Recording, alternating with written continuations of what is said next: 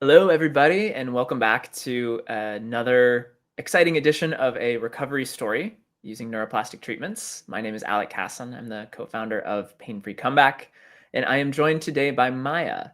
And Maya is going to share about her recovery from long COVID and chronic fatigue. And just a little primer on her story. So, Maya was living a really active life. She was living abroad. And then in February of this year, 2025, she was diagnosed with chronic fatigue and long COVID. She went from living abroad to being housebound for several months, had to move back home. She struggled to walk from the front door of her house to her car. And she's now living a full life again. She moved back abroad, is back at work. And what I love about her story is I think a lot of recoveries, they have this maybe this exponential curve that happens of, oh, I read a book and I got better instantly or something along those lines. And what I love about Maya's story is that it's this steady progression of continuing to push her boundaries, continuing to expand her zone of safety, making this really steady recovery. And I want to share a quote that she shared at the end of our coaching journey together. I also realized that the symptoms are just a small part of this journey. It's actually so much more about developing a deeper relationship with yourself. So, Maya, thanks for being here and thanks for sharing your story. Yeah. Thank you, Alec. That Yeah. was great. First off, how does it feel just hearing that all read back to you? Like, does it feel like a bit of a full circle moment? Yeah, I think it's pretty insane because I have had to retell my experience like a few times and I am fully functioning right again. So it's like pretty crazy that just 6 to 8 months ago I was not even able to be on a Zoom call like with someone. I wasn't even able to like sit across the table and have a conversation because of how debilitating my symptoms were. So yeah, it feels amazing in that regard, right? And it's also like I can't believe this happened. Like it seems like such a small blip, but very significant as well. Yeah, it's sometimes just almost unbelievable to think about like where we were like in the middle of like the depths of our symptoms and then getting out of them, because when you're in it, it can feel so scary and so all consuming, and that things aren't going to change. But here you are, and things have changed. So Yeah. I'm curious to dive into this. Take us back to before you developed symptoms of long COVID, chronic fatigue. And what was life like for you? Like, what kind of person were you? What kind of life did you lead? Yeah, I think my understanding of anxiety especially was very minimal. Like I knew I was often in an anxious state or like living in a very busy, like rushed, stressed kind of lifestyle. And of course there were many moments where I was also not like that, all the time. Like I was very active, I was exercising, I had a pretty big social life. Mhm. Um but at the same time, I didn't know how to process when like these big things would happen, whether that's, a family member becoming ill or even my own anxieties. If I was feeling so anxious, to the point of maybe feeling panic, I wouldn't really understand what is going on in my brain. Why is this happening? And that I think in general, there was a fear of anxiety itself that I Mm. had definitely developed over time. And that was definitely where I was at the point before I got sick. And I um didn't necessarily know how to handle some really difficult, stressful situations. And I think that's kind of one of the reasons my body shut down when it did, when I got ill. Yeah. So what I'm hearing is there was kind of this exterior of, young working professional, active, social life, all these things, and kind of on the inside, this quiet hum of anxiety and certain things that were maybe building up in the background. Yeah, definitely. And I had some tools that I know I could access, like therapy, but it's not the same as truly understanding why you're triggered by certain things, right? I think I lived a very like let's just move on with it Mhm. lifestyle, right? Like let's not process some of the big things. And maybe I was doing a good job at processing some of it, but it was still very, let's get over it. Let's get through this thing. Maybe I need more sleep. Like maybe that's why I'm exhausted, right? Like Mhm. and there was these patterns of exhaustion that I didn't fully understand, or like little burnouts here and there. But I was just like, let's just move on with it. Like I'm young, like I Yeah. shouldn't have these issues, like all of that. So yeah. Yeah. And then when was there a moment or a time? I know there was a travel experience that you had, but was there a moment where those strategies just kind of fell flat and where they weren't cutting it anymore, just stuffing it away and moving on? Completely, because my way of dealing with things was definitely through exercise or through distraction. Mhm. And yes, through therapy, but you can't always just like call your therapist for every single stressful situation that happens. You do need some tools, and I don't think I had the right tools, definitely. Like, I used to think I did, but really, reflecting on this full journey, I was like, "Okay, there was a Mhm. lot of things I didn't really know." And so Mm. my trigger for when I got sick was an illness abroad, but I think the stress of that situation really exacerbated the effect that it had on my body because okay, sure, there were a lot of things that were out of on like my control. And I was ill alone in a foreign country and had to manage Mm. all of these different things. But, I never understood, like, how I was dealing with those stressful moments, like, what I was doing in those moments and how I can process those and allow my body to heal and Mm. give it like, it's not it would just cause panic when those things happened, and now I Right. just have such a different perspective, yeah, so which is Yeah. nice. So before you had those tools, that illness abroad, like take us into that a little bit of the slide into the symptoms and how you ended up being housebound for several months. Yeah, so, like, I can give, like, a quick summary of the timeline. So I was abroad and I got sick and it felt like a flu, like just like a Mhm. kind of like a common cold flu, maybe COVID. I didn't have a test at the time, but it was pointing to signs that maybe it could be something like that. And I also ended up at the hospital because I was having a lot of digestive system. So I was throwing up, I was becoming dehydrated. And I was able to go rest with family for a bit while I was in India, which is great. So I had a short little recovery of 2 to 3 days where I saw some improvement. I was like, "Oh, Mhm. I think I'm fine." And I was like, "I need to go back to the place that feels the safest right now, and I need to get out." So there was still this panic of, "I need to get out." But Mm. I was, recovering, and then I made it back to the UK where I live, and that's when I woke up with the fatigue, like this intense fatigue. Like the next day I woke up after my travels and I was like, okay, maybe it's just a secondary flu. And Mhm. that's what a lot of doctors thought. They just thought this is another flu. I was tested by the tropical diseases clinic here, every virus, whatever they could possibly think of, and everything came back negative. And I also was starting to get all these other blood tests, like for autoimmune markers, for all my different vitamin levels, like, B12, D, all of those things that people might think contribute to fatigue. But everything was coming back normal, yet I felt more ill than I'd ever felt in my life. And Mm. I would kind of have these short bursts of recovery where I would rest a lot and then maybe 5 days later I'd feel like, okay, like I can maybe move around the house a bit. But I was never able to even walk around my block. Maybe I could do it once, but I could never do it consistently.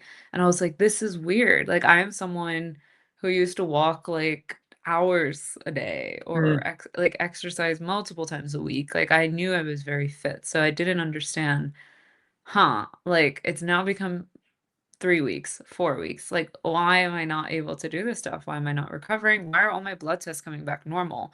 Mm. And the hardest thing is like, I think the medical system has some notion of post-viral fatigue and some notion of long COVID, but unfortunately, no notion of how to support a recovery. They either tell you to just rest, rest, rest, rest, or they tell you, I had this a lot. Oh, in 3 months, it'll be gone. And I was like, oh, Mhm. okay. Well, but I wasn't really seeing the progression towards this 3 month disappearance of my fatigue. So in my head, I couldn't put the dots together. And I was already someone who didn't do well with uncertainty. So the Mm. anxiety is like building and building. And I think that's a normal reaction when you're having something that medical professionals are very much struggling to support you with or explain, or they just think, oh, this is a common side effect of a virus. You get this a lot actually with doctors. It will disappear at, some point for you, and we can't tell you when. Mm. And it's different for each person. And naturally, the first thing people do in this situation, you start Googling. And that's just Mm. more unhelpful, right? Because it's you're not Right. gonna get the answers you're looking for, necessarily.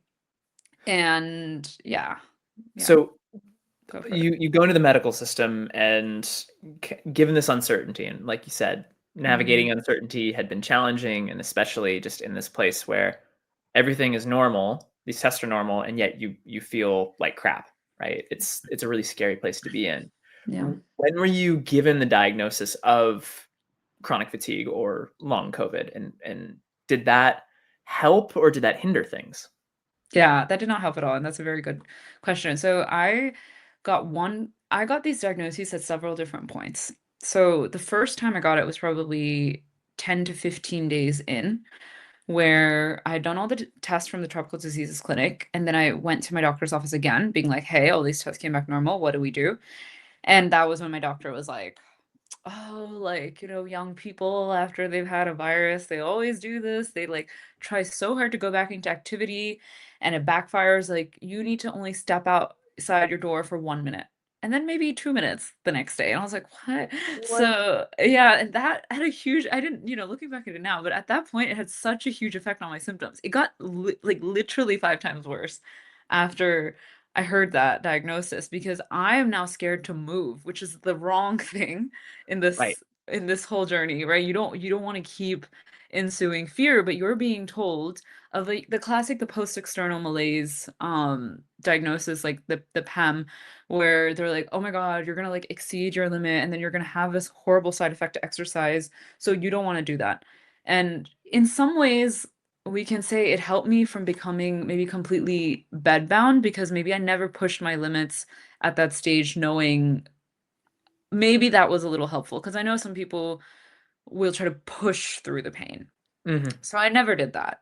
And so I never became like there was a point where I got very close to like a little bit of a room bound situation, but there was Mm. never a point where I had that such a bad PM thing where like I was completely bedbound. But I was being so cautious. So, so, so, so cautious. Mm. Like, oh, I'll only walk around my room or my living room. And like, I will do 5 minutes maybe in my living room, but you're already so scared that like you feel Right. symptoms and you kind of freak out. So I got that long COVID diagnosis once. Then I got post-viral fatigue from several other physicians I saw in like the first 2 months. Mm. Yeah. And it's so tragic that not just you, but so many people have had a very similar experience of they go into the medical system, and not through intentional harm, but unintentionally getting these messages that increase fear as opposed to decrease it, which then increases symptoms and makes the situation seemingly worse. Yeah, So, and like just to add, like you think you are doing something wrong when you get like those symptoms become worse because of that messaging. So you're starting to you're building up a reservoir of internal blame at the same time. So mm, it's really unhelpful, like all of it. building up a reservoir of internal blame based on what you hear from the medical Yeah. system. I think that's Yeah. really well said, and tragic that it's at that place. But there, like I said, there's so many people that I think can relate to that. So this snowball effect of that reservoir of blame, take us into how the symptoms got so bad that you had to move back home, back to the US for a while. Yeah, yeah, yeah. So this is not uncommon with people who have chronic fatigue syndrome or long COVID, but like because the fear is kind of growing, you start developing some additional symptoms along the way. Mhm. So I developed some intense digestive symptoms about 4 weeks in, and I now know the triggers for it, but at the time I was like, oh, I think my body is just shutting down. But my parents had come all the way to the UK to take care of me. They're based in the US, and I'd never asked them for something like this, but it was so difficult. I was like, I need help. Like, I need help with food. Like, I need help with basic chores. And they were kind enough to come for about 4 weeks with their job allowing.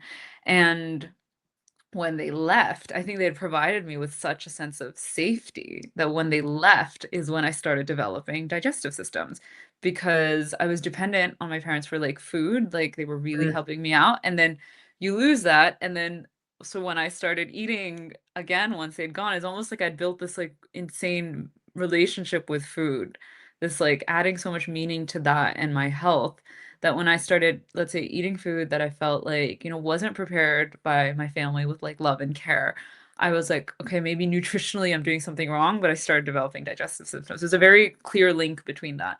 So I was unable to at one point keep down food or water. Like I was having such bad motility issues. And I've seen like so many people have so many gastrointestinal issues with long COVID and chronic fatigue. I don't think it's uncommon. And again, you're going through the medical system. And what was interesting is as I would start to shift my focus to my digestive symptoms, some of my fatigue got a little bit better. So I saw some like this kind of yeah. which we can talk about more, but like this change in symptoms, some becoming more intense. You see your brain stop focusing on, let's say, the fatigue. You're so focused on fixing something else that some of the fatigue decreased a little bit. And I was kind of like, I need to go see these doctors. So I was getting up and being like, I need to go Mm, to go see the gastroenterologist and stuff like that. But it got to a point where like, which is so tough. This happens with acid reflux as well. Like the symptoms I was having was mainly acid reflux. The doctors will try to put you on a very restrictive food diet. mhm. But that also doesn't really do much because the food Right. is not the problem. Right. It's not the food that's triggering all of this, and I know for some people, maybe, but in this case of nervous system dysregulation, it was not the food. And so now I'm on a restrictive diet, I'm losing, like, tens of, like, pounds, like, it was crazy. That Mm, was when I was like, "I need to go home." I was like, yeah. "I need to be with my family, and I need the same that love, care, and safety I felt when my parents were here for 4 weeks, and I genuinely can't get up and cook for myself, and I need the help." And so I took a wheelchair back with like assisted flying essentially, and I flew from the UK back to the US. And the thing is, none of my questions were really answered once I got home. At least I had more support, and it ended up being a more supportive environment overall for my recovery. But yeah. Wow. I mean, we've worked together before, and I've heard you Yeah. share this, but just in this condensed format, it's just the amount of pain and suffering that's associated with this, and how it just builds on itself, and fatigue turns into digestive system issues, turns into acid reflux, and um, I think you sum it up well when it's like when you said, "Yeah, I had to take a wheelchair back home, like wasn't able to walk through the airport." So you get back home, and then what happens once you're home? And when did you start to become introduced to this idea of neuroplastic symptoms? Yeah, yeah. So I am now home like late April, May. So now it's been about 2 months of all of this. And my first inkling of anything kind of nervous system related was through my dietitian. So when all this food stuff started happening, I found a dietitian, someone I found on YouTube. I thought she was amazing. I was like, this seems like the right person to work with. And she was right away, she told me she was like stress is a huge factor in all of this. So that was my first introduction, just Mhm. trying to focus on a little bit more. It wasn't everything at all. It didn't give me the full story, but it was like, okay, we need to focus a little bit on a mind body connection Mm, here. And it was a little bit of that was the first time I even heard the word like somatic healing or mhm, somatic tracking at all was kind of from her.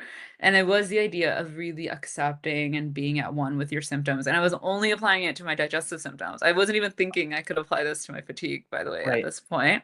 So I got through the gastroenterology, like all of those symptoms very quickly once I started doing this. And I was eating Mm, well. I was fatigue was still there and it was pretty bad, but I was at least eating and we've solved that portion. But I went to another doctor at this stage because the fatigue was not getting better. And this mm. was my like third long COVID diagnosis that I got with no plan of suggested recovery. And instead, I was told by this doctor that I needed to go vegan. And he was like, I maybe like you'll that. recover in like 90%. And at that point, that was, and I remember us talking about this. I was like, that makes no sense. I was Right. like, You're at yeah. least in this place where you can say like, yeah, this I've already seen some progress with some other symptoms and like this doesn't make sense. Doesn't make sense. My dietitian did not tell me to go vegan, so now I'm like getting like these opposing, and that's always hard, right? When you're dealing with like Right. opposing diagnoses and opposing Right. plans, and that's already, my mind is spinning. But that's when my symptoms started getting really bad, was because I'm hearing long COVID again for the fourth time. I and many others have never seen properly publicized successful long COVID stories. So when Mm. every time I heard the term long COVID, there would be a catastrophic impact on my symptoms because I didn't know that recovering is possible. Um, and that day, I remember I was like, this is my last Google search. Like my symptoms had gotten so bad at this point. So this was now late May, 3 weeks after seeing the doctor that had told me to go vegan. And I did my last Google search where I found a success story on Reddit. And I think I had seen it once before, but I completely dismissed it. But I Mm. remember I was like, let's read this thread again. There was somebody who got through it, and super sweet person, and she shared all of her like the details of how she recovered. She had been going through long COVID for 2.5 years. She also had similar intestinal symptoms to me. And she recommended a book by Nicole Sachs called Mind Your Body, Mhm. which I feel so grateful that it came out this year, came out in 2025. Yeah. And so I bought the book, and I remember telling my parents, I was like, I don't even know if I can read because apparently everything is exacerbating my symptoms, right? At this point, like being on a laptop, like I was like sofa bound. Like I would only go up the stairs once a day or twice a day just to come down and just to go up. I couldn't even really shower at this point, and I was lying on my sofa for probably 15 hours of the day, if not more. And I ordered this book and I said, "We'll try it. If I hate it, you guys can read it. We can get rid of it. I don't know." And I could not put down like 2 days. I read it in 2 days, and it had so many long COVID recovery stories. And for the first time, Mm. it was someone explaining to me the nervous system science behind chronic symptoms. Like I had no idea about any of this. No, like no doctor, most forums, none of them had talked about Mm. it. Um, but it started giving me signals of things I had seen probably throughout my journey that I'd ignored, like maybe a YouTube video I'd watched that I was like, that's probably not true. Or like something else I'd read about mind body connection that wasn't true. And then I started revisiting all those things. And I was like, oh, okay. Like the recovery is possible. Yeah. So yeah. It started to make sense and Nicole's book made it click. Yeah. And I think the theory and just kind of the nervous system explanations behind the symptoms for you, like you're an engineer, like you have a logical mind, and so I can imagine how that helped things to really click. Um, Yeah. how did you start to shift how you understood your symptoms just as a result of being exposed to that information? Like if the classic paradigm is, your body just doesn't have the energy, like what did you start to learn and realize was actually happening? So, okay, this may not apply to every single chronic illness, but when I read the stories there, and I think she had a line that like, TMS can't kill you. So I was like, what the hell? Why have I been being so scared to move?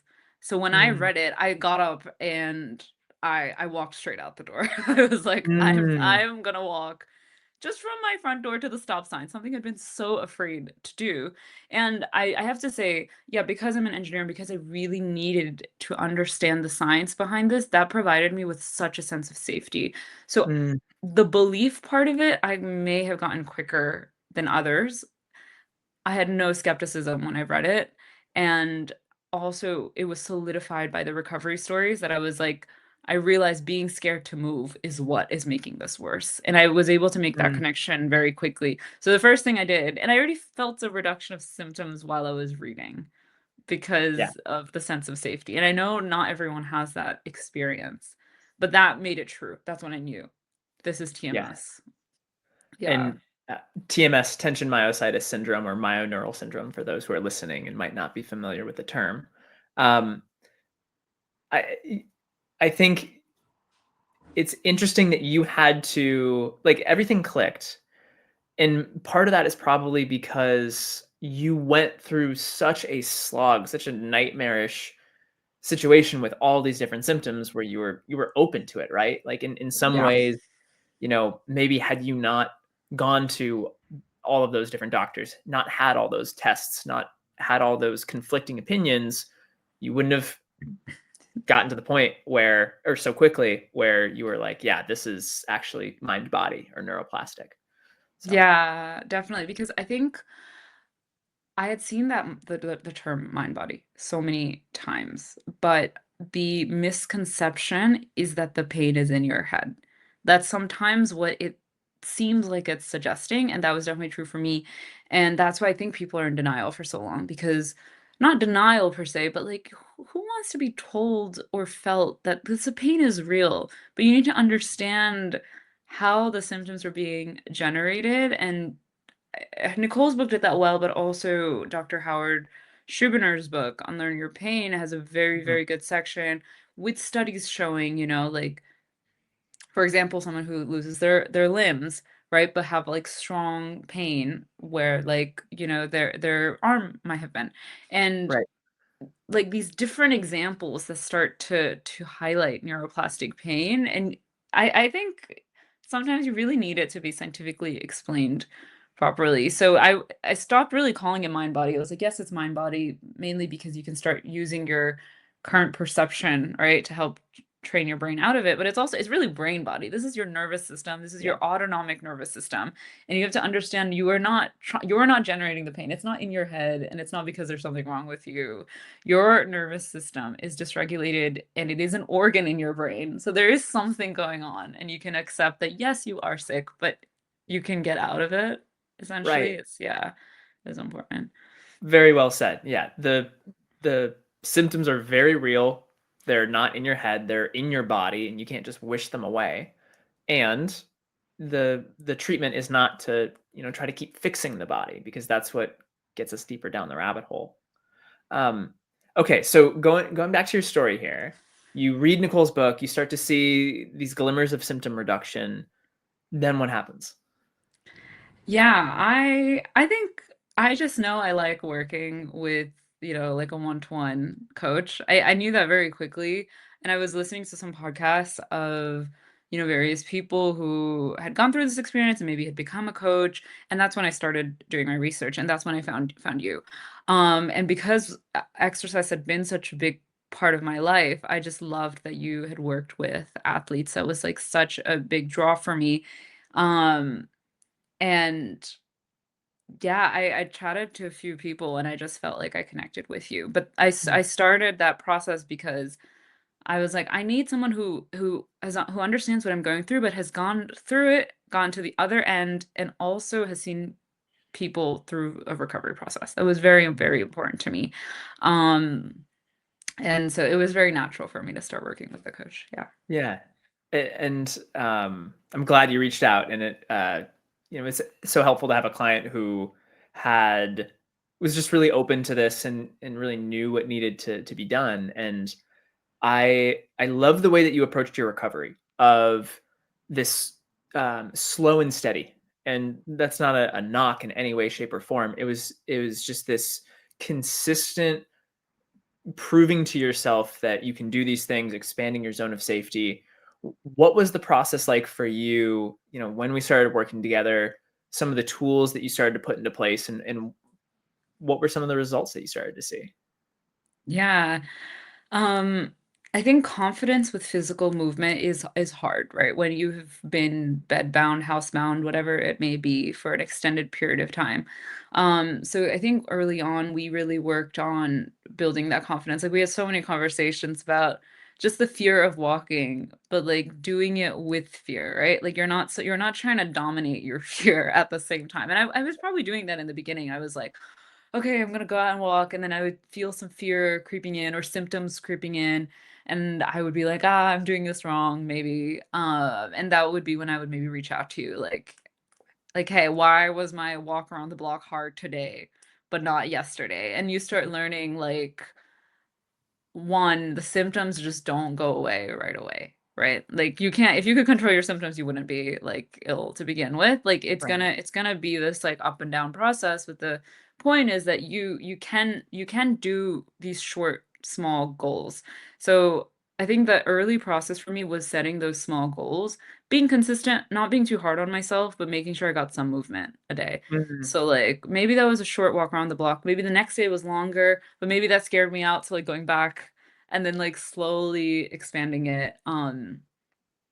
And then other things I did very specifically was like just activities that were enjoyable that weren't stressful. So for Mm. me, it was just go on a nice, joyful car ride every day in nature.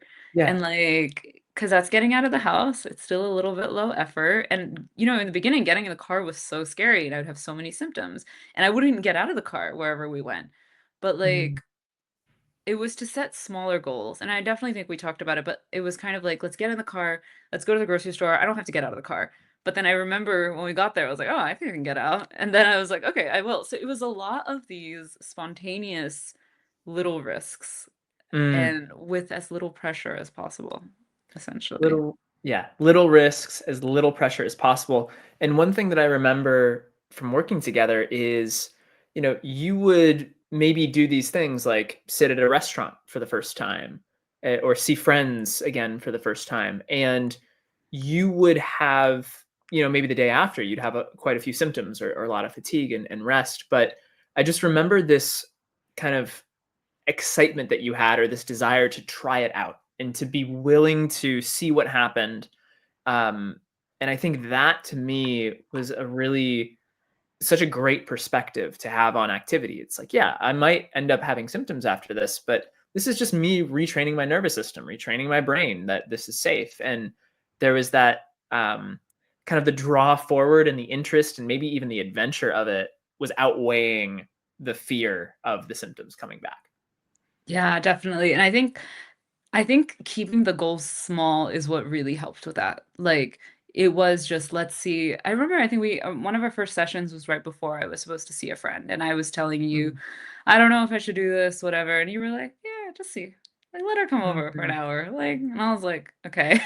And then I was like, you know what, fine, I will. And I had symptoms. She was there, but I was like, it was a lot of also about, like, doing something without thinking of it being perfect and putting your best foot forward, right? Right, I think it was the idea of hang out with your friend, but, like, feel comfortable, like, lying down on the sofa if you need, right. right? It's like you don't need to be your best. Like, the whole point of it was you don't need to be your best perfect self trying these things. You can do it Bingo. as messily as possible, and then you start living your life that way too, which is great. Yeah. And I Yeah. think I don't know if it was the same friend, but I remember you telling a story about, having a friend coming over and having all this pressure that you needed to cook for them and prepare for 2 hours beforehand, and you realize, like, "Actually, I'm gonna have this friend over and not cook for them. We're just gonna hang out," or, "I'm not gonna put all this pressure to have it be a certain way." And Yeah. it was like, I think that one example is kind of a microcosm of what I saw during our engagement of just reducing pressure on yourself in many little and big ways. Yeah, and that made a huge difference because I think in this field, right, people want you to challenge your symptoms, and I think that's really important. But you're not trying to do it perfectly. You're just trying to, like, take some risks.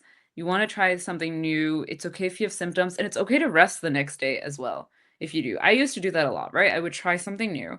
I would have symptoms. Maybe it'd freak me out, but maybe I was just tired. I'd take some rest the next day, and those rest periods would become shorter and shorter, Mhm, essentially. And that's how I also could see progress. Like, especially for me, like, with fatigue, and I'm sure some people can relate, like, it was the hardest in the mornings, like, getting out of bed. Like, I would have, like, very intense symptoms getting out of bed, mhm, and I remember being like, "You know what? Don't freak out. It's okay. You know, if you feel anxious, fine, say it out loud that I'm anxious, like, don't keep it in, fine." But, like, one day I just didn't have those intense symptoms in the morning, and I was like, "This is amazing." And it was just because mhm, I was, like, chilling out each day that I did have symptoms. I was not trying to react to it. but I was okay with it. I would slow down, just get through the morning as it is, and then one day I woke up and the intensity was so much lower. And it Mm. happened very gradually. Yeah. Very gradually. Yeah, Yeah. that's the key. Um, and we talked a little bit before the recording started about some of the tools that were really powerful. Yeah. Resourcing was one that came up, self-compassion. The book The Upside of Stress by Kelly McGonigal, which I love. I know I sent that to you like in the very beginning of our engagement, and you were like, it's okay. And then it kind of evolved over the course of the coaching time of being something that started to resonate. So share just a little bit about some of the tools and things that were really helpful to get back to the life that you now have. Yeah. Um, so much of the work, whether it's thinking of resources that help you feel safe or it's expressing emotions in a safe way, all of it is really trying to bring out your authenticity, right? And like Mm, I think that was something you focused on a lot, and it's something that I would think about a lot because I realized maybe the way I was living prior to this, I wasn't trying to always be my most authentic self, or I was trying to be my most perfect self. mm, And so much of this process, especially when you're going through chronic pain, is not pretty. Like, like there's just gonna be times where you're just not feeling the best, but that's okay. Like you can kind of still put yourself in those situations and just see what happens. So for me, self-compassion was really important because like I said before, with long COVID and the initial medical diagnoses, sometimes you think you're doing something wrong, right? mm, That you're the reason for having symptoms. And that's so wrong, but that voice can be really, really prominent in those early stages of right. recovery. So self compassion was really, really helpful. So some of the things we did was like listing every little thing to give myself credit for, right? Mm, That might even mean I don't know, washing one dish. Like, I'm talking really basic, really simple, because you need to feel like like care for yourself throughout this process. And so it was all of those little things. I kept doing that, writing down the things I did well. We even practiced like just saying, right, I love you to yourself. And I yeah. remember feeling so uncomfortable in the beginning, but I've Yeah, actually been telling a lot of people to do that. I'll say, you need to go say I that to love it. yourself in the mirror. But I love it. yeah, but it builds your confidence. Yeah.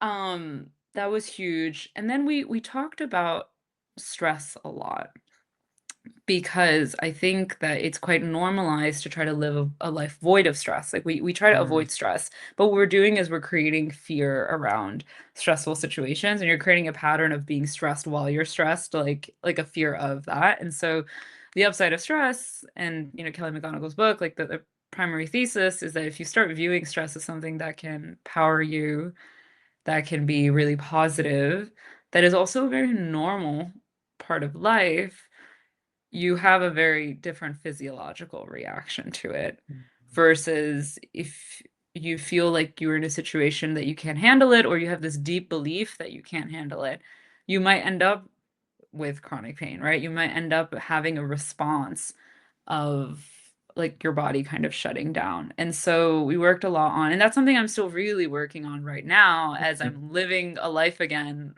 surrounded by, work and all these other social pressures, is like right. is managing that and not running away from it necessarily or being scared of it. So, yeah. Yeah. I um I think her book, The Upside of Stress, is so like it changed my way of seeing stress in the same way that John Sarno's book changed my way of seeing pain. Yeah. And it speaks to this idea of, these ideas that we have about, our limited bodily energy or where pain comes from. It's like a lot of things that we just take for granted. People can't recover from chronic fatigue are just not true. And Yeah. we start to explore it, and we can see that, yeah, the stories that we've been telling ourselves about ourselves or that other people are telling about us are not actually true. I think it's so empowering, the freedom that's available when we start to do this. Yeah. And um so all of this stuff is really starting to click, and then take us into, you decided to move back abroad, back to London. you're going into the office now. You've gone on runs. Like, take us back Yeah. into what the integration back into the full life has been like. Yeah, it wasn't like, much different to how my whole recovery process has been going. It's always try something challenging, I'll have some symptoms, some exhaustion. Next time I do it, I'm fine. Like that's just Yeah. how my body and my mind have been adapting. So knowing that, when I felt ready to return, so that was about 2.5 months after working with you, it just was the best time for me to go back. So I took a flight, and luckily also, I had my lovely family to support me who came with me and helped me get Mhm. settled in for the first week. And I was just confident in the things I'd already known how to do. So I was like, I know I can cook for myself. I know I can socialize. I don't know if I can go to the office, but one day we're gonna try it. But let's like Mm. build on the foundation I already have, and let's still try to like I think what I was always doing throughout this process, let's always have a little bit of joy and like fun things I can depend on. And I don't want to go down this path of and I was scared. I probably told you a few times. I was scared that I was just gonna never leave my room, right? But Right. we were just like, let's have these goals where like, yeah, I will socialize like once a week. Like I will try these like little things, and that's exactly what I've been doing the whole process. But then one day I realized like I can probably take this recovery a bit faster at this point. We have confidence that all of this has been working, and that was the thing. It took me a bit of time, a few months to develop confidence that I went on a run, and you had recommended like, "Hey, try a run," because then walking is just gonna feel easier. And I Yeah. went on a run. It was hard, like 5 minutes. It was tough. And then the next week, I did 6K or something, 6 Yeah. kilometers, and it was like, easier than some runs I'd done in the past, which was silly. So it was fine. Um, and it was cool to see like, okay, my body can handle this. I don't have to be so afraid of it. But one of the big themes we talked about with fatigue was like your brain is right a prediction mechanism, right? Like your brain is trying to tell you that if you do this, you might get tired, but that might not be necessarily true. Hmm. So that's why I would have to try something. Maybe I'd have some symptoms because it was trying to maybe deflect from me doing it. But then the next time I did it, it's like it's learning and it's updating that, I do want to be in these scenarios. So I tried the run. I went into the office for the first time maybe 3 weeks ago. It was really hard. I went on the week after, completely fine. Like Yeah. it's just been like that. And I've already been like twice this week, which is crazy. Like I'm getting back to like pre-illness levels in so many ways. I go out with my friends all the time now. It started really gradual, but now it's something I feel really confident with. Yeah. So yeah, it takes trial and error. But it's always been rewarding for me. So yeah. Yeah, and you've done whatever thing you're doing, you're not doing it from a place of forcing and pushing, like you said. You've dropped that. You've accepted you're probably gonna have some symptoms as you do this for the first time, but that it's gonna expand your zone of safety. And I remember I had been nudging you to do a run for probably it was like, 6 weeks or so. And Yeah. I think 10 minutes before like our second to last session, you did it. And you were like, you came in and I won't forget, you were like, Alec, I see why you've been wanting me to run because now like walking feels like super normal and like I can definitely do that. And um, it was just really cool to see like, you continuing to expand and accelerate this recovery in Yeah. that way, really pushing Yeah. yourself. Yeah, it's been great. And I like you said, it's just fine. It's this fine balance, sorry, of like there are points when sometimes I see like maybe I'm overexerting myself, but that's okay. That means that I'm gonna take a couple days to rest. Like y- you don't want to. Sometimes I think people go into the cycle of like, oh, it's neuroplastic pain, so like I'm just gonna push myself through all these things, but you're still sending the wrong messages to your brain. So like it's more fun when it's like you're leading with curiosity than, oh, I have to go do this or I have to be in the office 5 days a week. I'm like, no, we'll do 2 days. Maybe next week we do three. Like really taking it easy. And then there'll be times where you take a big risk and it's great. And I just needed to work up to those risks, I think, and that's how it worked for me. So, Yeah, yeah, yeah. and here you are. Yeah. One thing that I wanna be sure to touch on, and something that you've been really passionate about through your whole recovery process, is getting the message out. Like, you talked about how it took reading Nicole's book to have a single instance of somebody who had made a recovery from long COVID. And I know you have experience on like forums and groups that have been at times less than helpful in your recovery journey. And there's certain narratives out there that I know you really wish didn't exist. And I know you really want new ones to emerge. So let's talk a little bit about that, of your experience, kind of what you've seen in the world of chronic fatigue or long COVID or post viral infection, and what you want people to know. Yeah, I think it's very normal for people to want to go on forums like Reddit, especially, and what is very difficult about it is that there's a deep desire for a lot of people to find a physiological reason for why, like, this is still physiological, right? Like, it is your nervous system, but they wanna find like a drug or something to recover, and there's a bit of a over push on that side in a lot of these forums. So when I shared my recovery in the like r/cfs channel, they're very against nervous system dysregulation or brain retraining because of the worry that people will push through their symptoms. But that is Mm, not the point of this recovery, right? It is not about that. It is about right. deeply understanding the brain science. It is about then also using tools like expressional emotional, awareness therapy, Emotional like like expression awareness and expression therapy, yeah. yeah, like the journaling, the self-compassion, and it's about taking your fear levels down. It's not about pushing through symptoms. It's about being accepting of symptoms and building up resilience around that. And I wanted to share my story, and it was completely taken down by mods, and it said this didn't follow mod guidelines, and I, had a lot of doubt in myself when that happened because I was like, but Mm, I was recovering through this. I was like, this is still real. Like whatever I'm doing is yeah. real. Many people have recovered this way. There are doctors that are backing this method as well. There are scientists that are backing this. And it was like my first form of rejection in the mind body Mhm, space. And that was really hard. And we talked through that. And the conclusion I came to is that sometimes these forums, like, they push a community mindset of commiserating in misery rather than a growth mindset. And mhm, for me, forums don't work. It might help others, but for me, I realized it was not the most supportive community.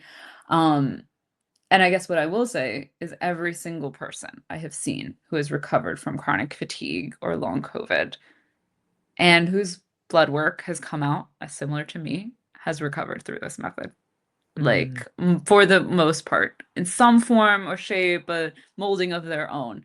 But it has mhm. always been a form of nervous system, just like nervous system regulation. So I know this is true. But yeah. Yeah. I think that last point is super important. Everybody that you have come across has had some sort of recovery in some sort of way using this type of methodology. Yeah. Pretty incredible. And, uh, when if you were to speak directly to, somebody who is, struggling, still looking for answers, maybe where you were 4, 5, 6 months ago, like, what would you want them to know? What would you tell them? Yeah. The biggest thing was and I know this sounds so easy. It's weird, right? Because like I'm on the other side of it. So I significantly started getting better when I stopped worrying.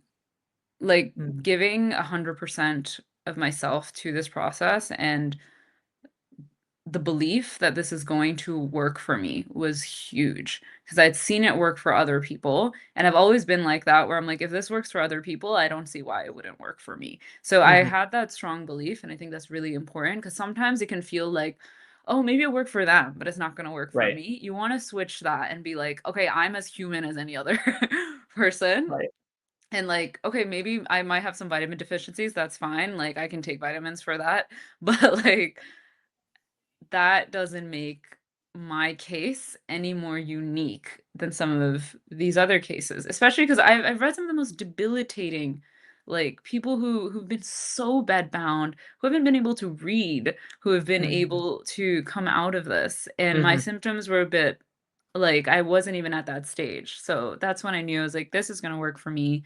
Um, and I focused as much as possible on not worrying, and I started doing the activities that made me feel safe, meaning, like, I read my childhood books, like, I think we used to talk about Mhm. this. I Nice. started there. I was like, "I can't really walk that much, and I know this is gonna work, but I'm at, like, the lowest stage. Let's not Google. Let's not do any of that because that's gonna make it worse. Let's read Harry Potter." Like, I this did the is same great. thing when I was Yeah. laid up in bed. I was like, "Might as well read Harry Potter, feel safe." Yeah. Yeah, nice. Um, yeah, so that really, really helped, yeah. Yeah. So, last thing that I wanna ask about is that, um, statement that I read the quote at the beginning of realizing that this journey is so much more than just resolving symptoms. It's about developing a deeper relationship with yourself. And I'm curious if you have kind of one or two ways or examples of how the skills, the tools, this journey itself has helped evolve you as a person and help you make a difference or make see a benefit in other areas of your life that have nothing to do with symptom reduction. Yeah. Yeah, I think it's helped in, like, every area of my life because I feel like I developed chronic symptoms because maybe of, like, a lifestyle, right, that wasn't serving me. So, it was a way for me to reflect on who I was before this, and so once you stop focusing on the symptoms, you're focusing a little bit on like, what narratives of myself maybe got me here? Or what, Mm, like what habits, right, weren't serving me? Or, like, what boundaries we talked about boundaries a bit, like, what boundaries was I right. not setting to preserve my peace and my personal, space? And what was I doing where I wasn't putting myself first? I think that was the biggest Mm, thing. A lot of people learn, right, in this journey, like, they might have ended up with chronic symptoms because they weren't putting themselves first and they weren't expressing their emotions to the fullest and they weren't maybe giving themselves the space to rest and to relax because they mm, deserve it too. Sometimes you think you don't deserve those things and that you have to run on 0% for all these other people and like you don't. Like you just realize, "Oh, yeah, I don't have to do it." Like I don't have to do any of it. And so that has really right. bled into my life and I'm seeing that now. It is tough. Like I've come back to a life that has been equally stressful maybe with work or stressful with social obligations and it's really learning how to put those boundaries that we worked so hard on in like building and learning during the chronic pain process and applying it to my life and that's why the symptoms are such a little part of it because they're Mhm, just a reflection of how you're feeling and they're just a reflection of you not feeling safe, right? So you stop thinking about the symptoms and you just start thinking of how can I feel my best self? How can I feel safe? How can I do that in other areas of my life, right, as I mhm, expand?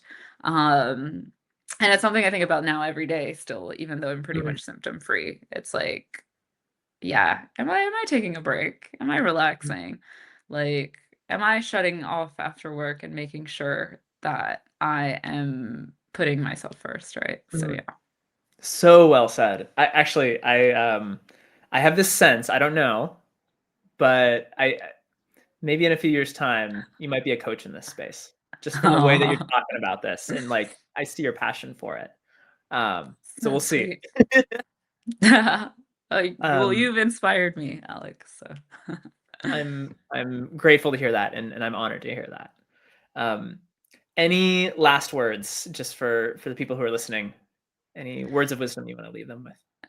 Yeah, I think really and truly it can be one of the most rewarding experiences because you start realizing one, there are so many other people who are going through this. It's not like why is this happening to me? Why is this not happening to other people? There a lot of people are going through it, and Mhm. that can be so humbling, I think, and also comforting because you know that you're not like alone. And I would say there are so many recovery stories out there. So I would take a lot of comfort when I was feeling really low, really down, and really scared. I would just go on, Nicole's podcast or someone else's, there's so many professionals in this space.